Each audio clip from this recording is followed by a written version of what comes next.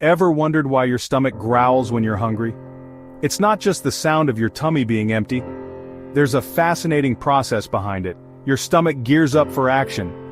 When you're hungry, it starts moving those muscles around, creating that familiar rumbling sound. This process is called peristalsis.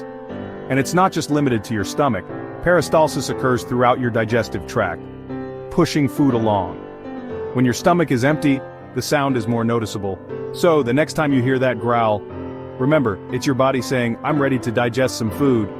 Stay tuned for more fun facts. Don't forget to like and subscribe.